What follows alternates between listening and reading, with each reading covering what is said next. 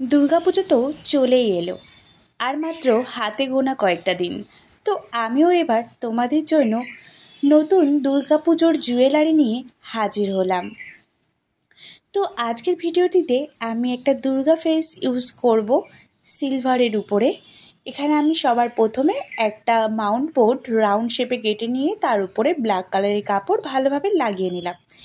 এবার আমি এখানে গামছা কাপড় ইউজ করব, সেটিকে আমি একদম সরু সাইজ করে কেটে নিয়েছি। এবার আস্তে আস্তে যেমনভাবে আমরা শাড়ির কুচি করি ঠিক সেইভাবে আঠার সাহায্যে আমি হাফ রাউন্ড শেপের উপরে এটাকে বসিয়ে নেব। হাফ রাউন্ড শেপের থেকেও একটু বেশি রেখেছি যাতে এটা দেখতে ভালো লাগে। তো দেখো আমি এখানে কেমনভাবে ঠিক শাড়ির কুচি মতন করছি এবং তার উপরে আরেকটি করে ফেতা ভাঁজ করে নিয়ে বসিয়ে নিচ্ছি ভালোভাবে। এটাকে একটু চাপে রাখার চেষ্টা করবে আঠাটা লাগানোর কিছু সময় পর্যন্ত, যাতে এটা ভালোভাবে লেগে যায়। এবার এখানে এই রাউন্ড শেপের ঠিক উপরের দিকে আমি একটি পেন্সিলের মাধ্যমে সবার আগে দুটো জায়গা চিহ্নিত করে নিলাম। এবার খুব ছুচালো কিছুর মাধ্যমে এখানে দুটো ছিদ্র করে নেব, তার মধ্যে দিয়ে দুটি জাম্পিং লাগিয়ে নেব। ব্যাস, তারপরে এখানে আমি ব্ল্যাক কালারের টার্সেল, যেটিকে আমি ডলি সুতোর মাধ্যমে বানিয়েছি, সেটি আস্তে আস্তে আমি জাম্পিংয়ের মধ্যে ভালোভাবে লাগিয়ে নেব। আর এক্সট্রা অংশটাকে অবশ্যই কিন্তু আঠার সাহায্যে লাগিয়ে নিতে ভুলবে না।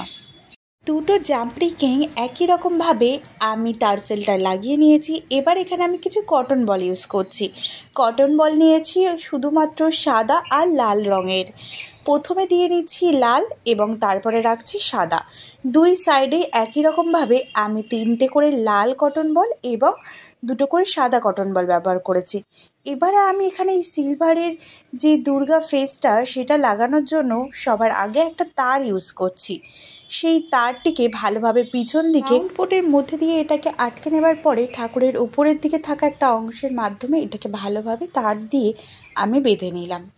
ব্যাস, এবার আঠা লাগিয়ে আমি ওটাকে ভালোভাবে শুকিয়ে নেব। জুয়েলারির সামনের দিকের পাশাপাশি পিছন দিকটাও যাতে ঠিকঠাক লাগে সেটার দিকেও কিন্তু আমাদের নজর দিতে হবে। তাই পিছন দিকে আমি একটা ব্ল্যাক কালারের কাপড় লাগিয়ে নিলাম।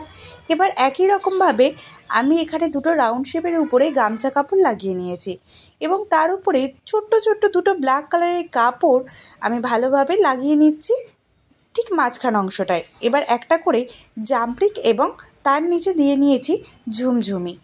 দুটো ইয়াররিংসেই একই রকমভাবে আমি এখানে লাগিয়ে নিচ্ছি। যতক্ষণ আমি ইয়াররিংস তৈরি করছি তোমরা কিন্তু অবশ্যই চ্যানেলটিকে সাবস্ক্রাইব করে নিও। পাশে থাকা নোটিফিকেশন বেলটা কিন্তু অন করতে একদমই ভুলো না, যাতে নতুন ভিডিও নিয়ে আসলে সবার আগে তোমাদের কাছে পৌঁছায়। চলো এবার কমপ্লিট লুকটা দেখে ফেলি জুয়েলারির।